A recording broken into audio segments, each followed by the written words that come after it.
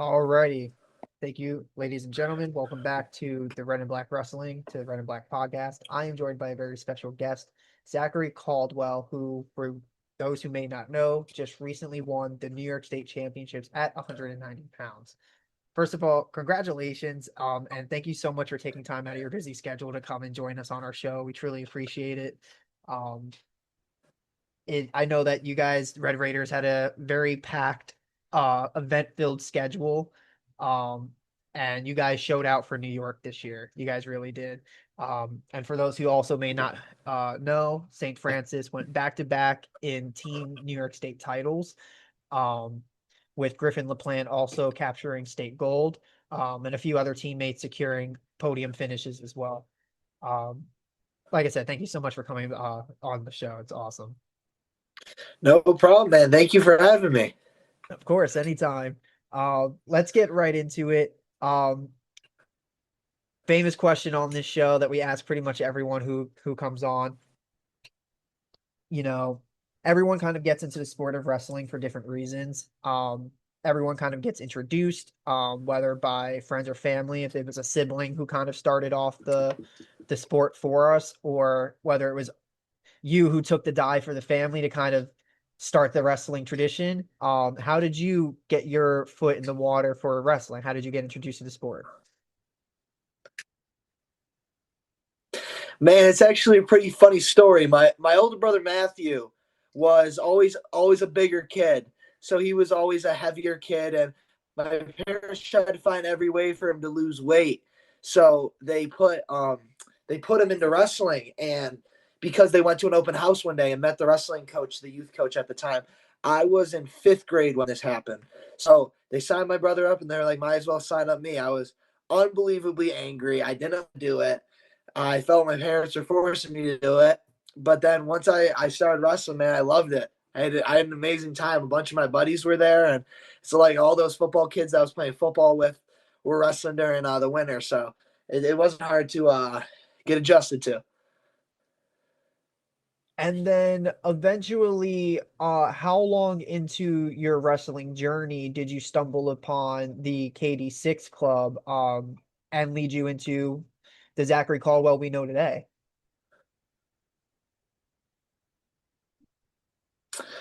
Man, it was a long journey. I bounced from club to club. I was at my local school's club when I first started, and then I ended up moving over to Cobra Wrestling Academy, where I wrestled for Coach Keith Mowdy for a little bit. And then once I kind of transitioned into 7th grade, when I was going into those high school years, Kellen Devlin, the creator of KD6, was opening up a club, and at the time it was just me, Griffin the Plant, Gage LaPlante, and then I'm Catholic State wrestler Austin Zimmerman. So we were kind of four. We would do 4 groups. We would lift, and then we would wrestle, and then from then it kind of grew into this club that it is now with all these kids and different sessions, and it's amazing to see. And it really is. You guys have really um built a strong culture in that room already. And even back in the heyday of the program, it seems like that it was still a pretty star-studded lineup already. If we look back at what those guys have gone on to accomplish, I mean, Griffin LaPlante, multiple time sectional champion, back-to-back New York State champion. Austin Zimmerman, 4-time CHSA sectional champion, multiple time state placer. Um, you as well, multiple time CHSA sectional champion and state finisher, Rory White. So it already a room that had an iron sharpens iron mindset and really built it all from there. Um, can you talk a little bit more about your academic experience at St. Francis? I know we don't talk too much on the podcast about academics on here, but also a little bit about your personal athletic experience, a part of the Red Raider program.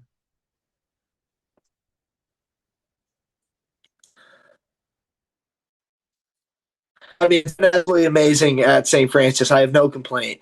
I've never been academically gifted kid, and I've got nothing but help from everyone, from students to teammates to teachers to coaches. Everybody's there to help you, and there's never been a moment where I was struggling. I didn't have someone to help me, and that's always been very helpful. Because in my old school, I didn't think it was really like that. And the athletic side of thing, like clearly it's done absolutely everything for me in the sport of wrestling.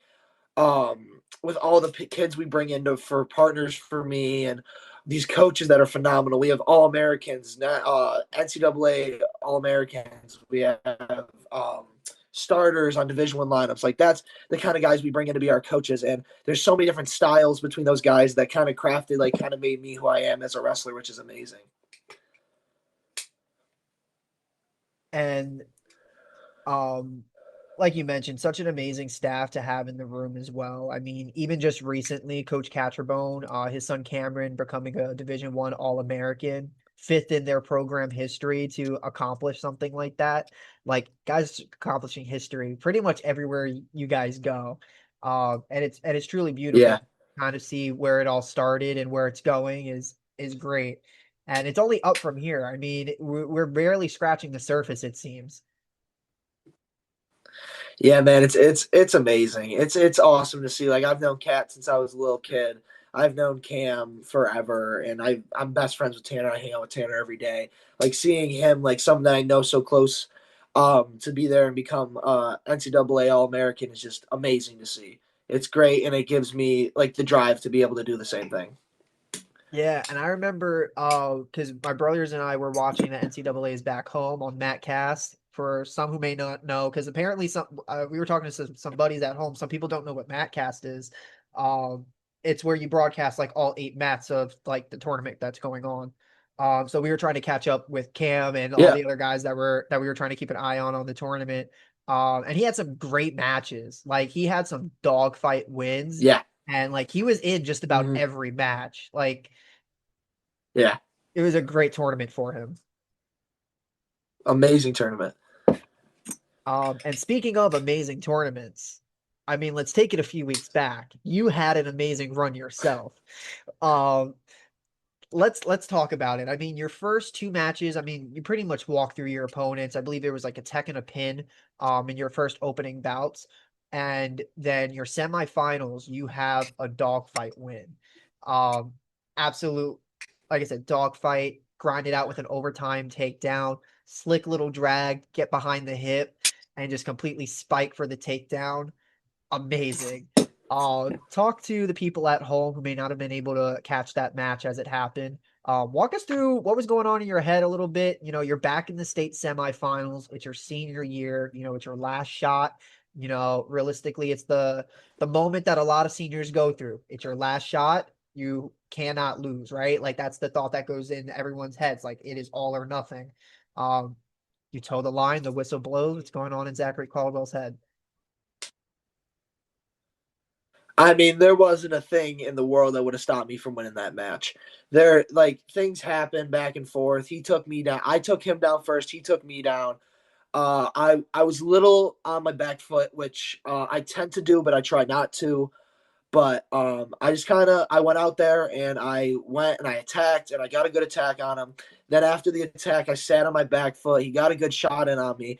I trust my ability with scrambling all the way. So I knew once he got in, I could have rolled around with him, but he picked me straight up in the air and put me down. And I was like, oh man, I need to get this one. So I got up, I got an escape, put into overtime, and I knew I was going to win that match. He was dog tired. I could hear him breathing and he shot in a bad shot, and I just did what I do all the time in practice, just hit a little arm drag, go to the hip. He tries to stand up, plant him on his head.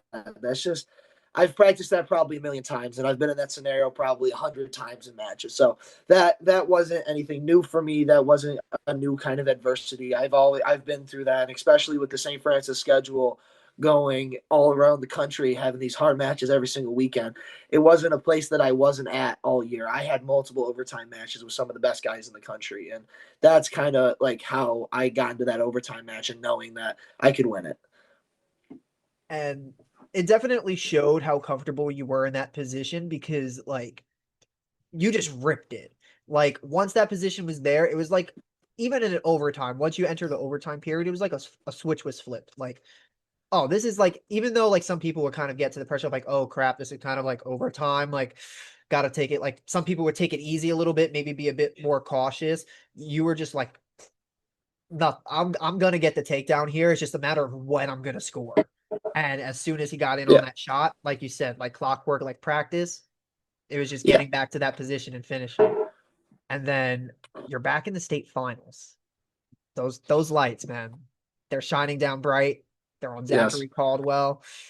One last match, and it almost felt bittersweet in a way. Like it was probably one of the best ways to go out on top.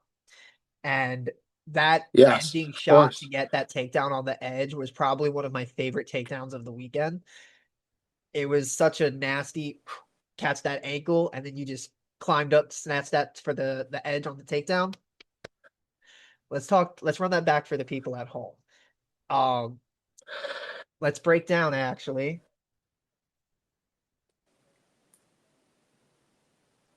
You can let me know if you are seeing it.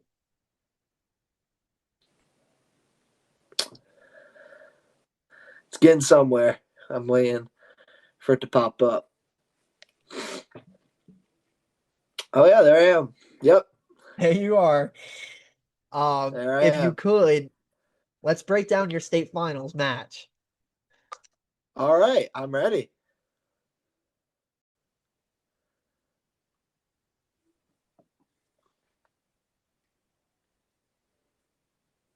Yeah. And I mean, you were wrestling a great opponent too. I mean, your finals opponent was a very tough opponent. It was a very great match. Yes, sir. Yeah, me and Ryan have wrestled a handful of times. He's a super tough competitor. He's strong. He's physical. He's athletic. I knew exactly what he was going to be like going into the match, but man, he's definitely improved over the past 2-3 years when I've wrestled with him, and we've had some tight matches in the past as well. And when you've wrestled him in the past, was there ever a thought of I might see this kid in the New York State Finals?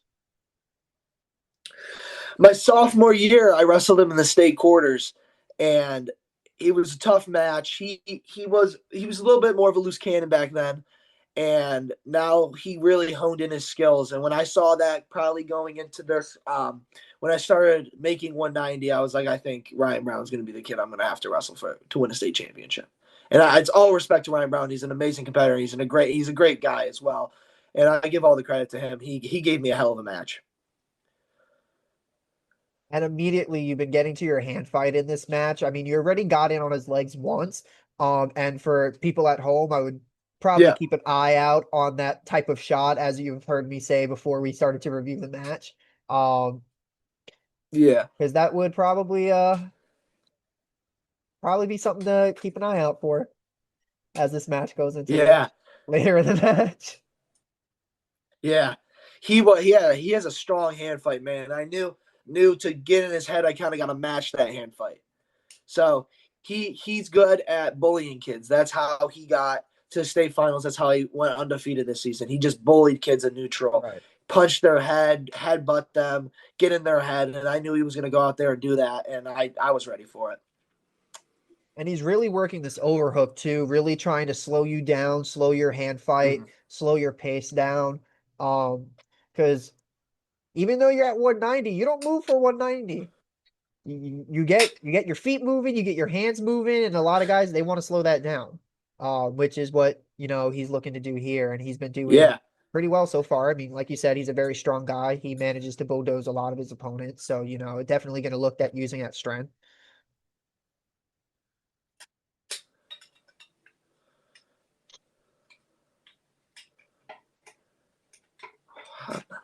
Great way to clear that overhook and circle back in on the edge there.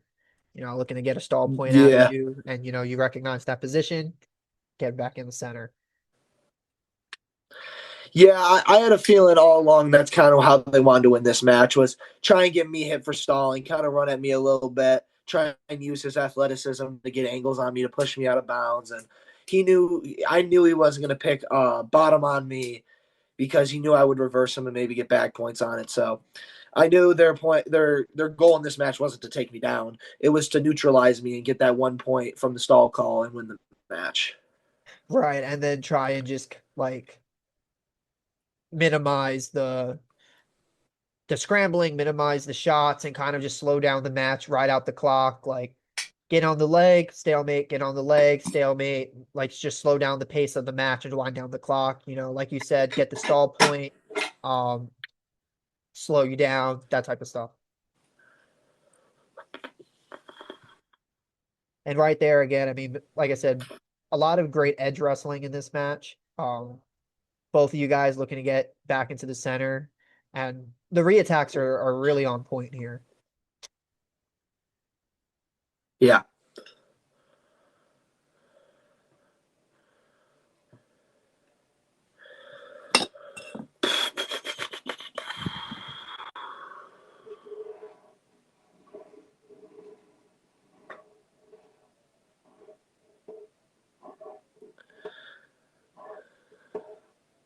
He really wanted me to dig that underhook. That was his goal. He wanted me to dig the underhook, and he wanted to send me for a ride. Right. And He was waiting for that he should have reaction to known I come in. knew. Oh yeah, he wanted me to put that in, and he should have known that I wasn't that dumb. And then right there, I mean, you give up the takedown there, but you're right back to your feet for the escape. Yeah, man, that was a bad shot, but I telegraphed it. I felt it was there, but as Coach Cooper Reed, the new coach at St. Francis that I worked a lot with this summer, he knew Ryan pretty well personally. They're from the same section, and he kind of was explaining to me before the match. He's not going to react like a normal wrestler is going to react. He has his Right. own different, unique style. So when I shot that shot, a lot of kids will down block, try and get their leg out. He just jumped in the air, slammed his shoulder on me, Yeah. trying to get over me. Like he didn't react how I expected, and I should Right. have known by what Coach Coop was saying to me, and I figured that out by the end of the match. I was actually gonna say something like along the lines of what you had said, where it wasn't a natural reaction like for his defense, because you did everything No, right up to there. Like you had your setup, you had a good shot, you were in good position, your head was up, and that's where his leg was supposed to be. Like there was nothing wrong with, the steps leading up to that. It was just an unnatural defense. He decided to jump up and kind of get his hips above you, and it wasn't where your arms happened to have been reaching. Um, which is like you yeah, said, unnatural defense. So he happened to get behind you there. yeah.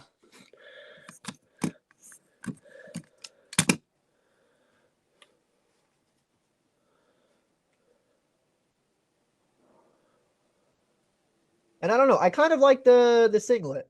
Um, the Syracuse singlet. I don't know. Yeah, I kind of liked it. I think that singlet's sweet. I like it. When it Yeah, says it Cuse on the reminded me of back, that's West cool. Point. It's like a little bit of slang. I like it. It's unique. It is. It gave me a bit of like a West Point singlet vibe, even though it's missing like the logo in the front. It just reminded me of like Yeah, that military type of yeah. school singlet.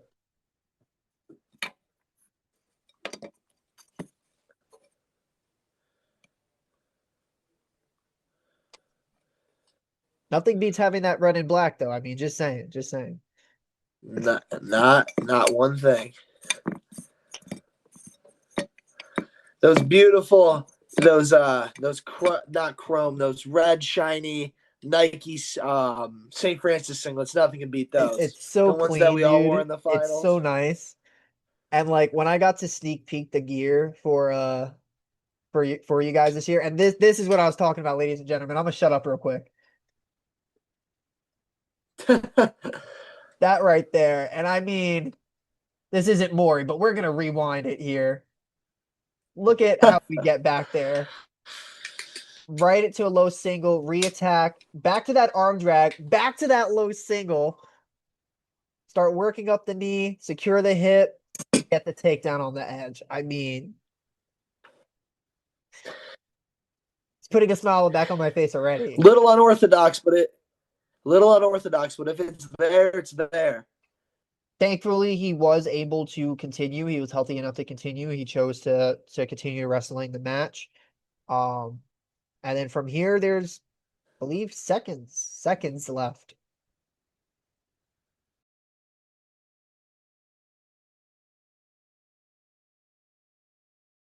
Is just Oh, yeah. It's absolutely amazing. Like the things that they did for me, I can't even I couldn't even think about how to pay them back for that because the amount of time they spend away from their family, the amount of times they set aside to come help me with technique and teach me things that'll help me with my style, like what they do is just absolutely amazing. And being able to do that and Coach Cat all weekend rubbing your back, being like, "You're gonna be a champ, you're gonna be the champ, you're gonna be the champ," you know how he is, and just being able to do it. And he's like, I told you." Slap him up, give him a big hug. It was amazing. And Coach Hart is like a second dad to me, man.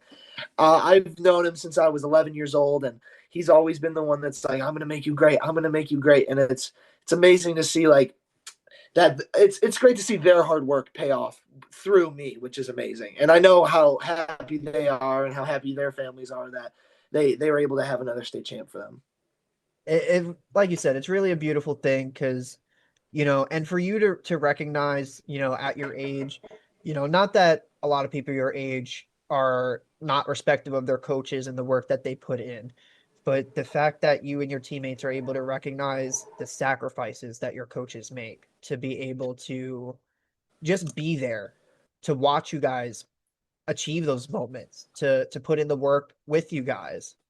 Like you said, those moments where they spend that time away from their family and they happen to, not be able to spend the time with their family that they like. Um, Sorry about that. We had some technical difficulties. We apologize. Um, I believe where I was last left off, We're it back. was um pretty much a big project from all around, from your coaches to the work you're putting into the room, and then finally seeing it all come to fruition in those final 6 minutes. It was a beautiful moment, and to finally celebrate it with your coaches, um, must have been something truly special. Um, It was absolutely special. and then now in just a few short months, transitioning to your Division 1 college career. For those who may not know, I mean, you're repping it now. For if you want to show the people at home, Mercyhurst University. Go What Lakers. led you to join the Mercyhurst Lakers? Man, there was a lot of factors. Coach Jimmy M. Overheiser, who's been on the podcast before, Amazing, he's an absolutely amazing person. amazing. I have talked to probably 100 people about him. I haven't heard one bad thing. He's amazing at being a wrestling coach, at being a person. Like he is a great guy, and just the school in general. It's in. My brother lives in Erie, Pennsylvania. He wrestles for Penn State Barron down there, and I've always loved Erie. I've done multiple weekends up there, staying at my brother's house, and the area is amazing. And once I kind of heard Mercyhurst was going Division 1, I was like, man, I really hope I could get the ability to go there. And right when Coach Overheiser stepped on campus, he gave me a call and was like, "Hey, man, you want to come? You want to come up?" And I was like, "I'd love to." And I went on a visit and I fell in love. The campus is beautiful. It's a small Christian school, which is where I go to a small Christian school. A lot of us do. Fit right in. Um, and it'll fit. I'll fit right in, and it's amazing. And they have my major. They have so many opportunities for me, and like the ability to go out there and hopefully start freshman year. While I'm going to redshirt then freshman year to start. They've brought in some amazing partners for me. They have amazing wrestlers there already. The team is amazing. I know Travis Browning, who is someone that I wrestled with when I was younger, and he's a Section 6 guy, and Yeah. he's there, and he kind of was the one I went on my visit with, and I've already made friends with that entire team. I love them, man, and I'm going down next weekend to hang out with them, and it's a great time always. And Mercier is just an amazing school.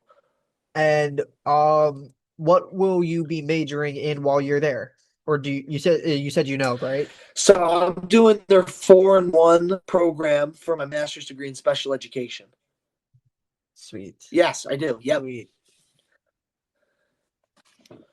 That's absolutely awesome.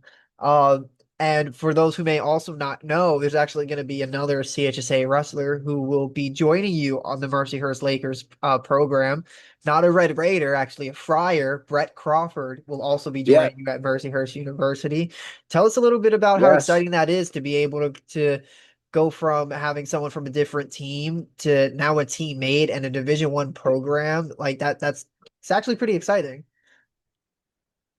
It's very exciting having someone like Brett, who I was talking to him before, but once we started, we both decided on Mercyhurst. We've been chatting more. He's a great kid, amazing kid. It's good to have people that have similar interests, similar Right. backstories going into college, so we can always have each other to fall back on, which is Right. great. And especially coming from like not the same area, but the Yeah, same-ish area of New York, it yeah, definitely provides a little bit of comfort, when you guys both go yeah. up to school and, being able, like you said, to fall back on each other if you ever need each other. Um, and what can you say for those younger wrestlers and students who, whether they're in middle school looking to figure out what high school they want to go to and they might be considering St. Francis, or those in high school that are looking to take the next step into college and might be considering wrestling and may not know about Mercyhurst? Man, starting off at St. Francis, man, it's life changing. That's the best way to describe it. What they've done, not just in the wrestling aspect, in the getting to college, academics, Sure. like administration, like what they've done for us and me and all the other wrestlers and all the other students at St. Francis is absolutely amazing. And I'm not one who's going to sit here and lie to you and tell you everything's perfect and everything's amazing, but I mean, it's a strict private school. Like Right. you're going to go out there. It's not going to be sunshine and rainbows. Like you're going to have to wear a dress code. You're going to have to have strict rules. They're going to take your phone, but like, that's part of it. And I think that's what's kind of building me and all the other students at St. Francis on how to be an adult and how to be a Right. professional. And like that's part of being an adult, being able to dress, being under rules, being able to sit in a classroom and be quiet. Like that's part of being an adult. And I think St. Francis prepares you more for being an adult than anything, than any school you could possibly go to. And Mercyhurst is also amazing. And it's the same thing. Like it's a Catholic school. There's not going to be huge parties. There's not like frats. Like it's more focused on the education aspect of everything, which is great. Right. And like you said, like for St. Francis and like, Catholic schools too in general, like having that dress code and everything, like at Farrow, having you can't have your hair a certain length, like if it's a certain height Yeah. or if it goes and touches a certain distance in your forehead, you needed to have a haircut. You couldn't have a certain Yep. level of a beard or anything, or or really you Yep. had to pretty much have a clean shaven face. Like you said, keeping you ready for that professional world. It felt almost like a seamless transition when I started kind of my adult life. It was just like, oh, this is Mm-hmm. kind of like school in a way. Like it's Yeah. just getting up in the morning, doing what I got to do, throwing on my uniform and getting to work and getting it done, And like you said, that's what it is to be an adult. It's not Yeah. always the work you want to do, not Mm-hmm. necessarily always the fun stuff, but you get rewarded in the end when you really put the work in for it. Um, Yeah. and um, before we sign off, what do you have to say for the people at home who have been supporting the journey up until now and those who will continue to support the journey as you go on forward? I just want to thank everyone that's been there to support me, of course. I want to thank you uh, so much for having me on. I want to thank Catholic State Wrestling for giving us that opportunity to compete at the state tournament and always pushing me to be my best, keeping me on my toes. And all of the stuff that the Red and the Black does is absolutely amazing. Thank you. It's bringing eyes to not just Catholic State Wrestling, to the state of New York wrestling is what we really need right now. And the more publicity in wrestling is need just genuinely needed. That's how you're going to get more kids in the sport, and that's how you're going to grow New York to be top five states like we used to be. And that's what I hope in the next 5 years we can become one of those top five states. Yeah. And thank you to everybody. Thank you for watching, and thank you for having me. And of course, thank you so much. At any time, we really take pride in just being able to have a platform to give you guys a voice to whether it's for yourselves, your program, for others, being able to just have that resource for whenever you need it, and we're always going to be here whenever you need us. Yeah. We always support our college athletes as well. So this isn't going to be the last time we hear of Zachary Caldwell either, folks. This is just the beginning, if anything. Um, and signing off, I'm Yep. Daniel Adams, and we were joined by Zachary Caldwell.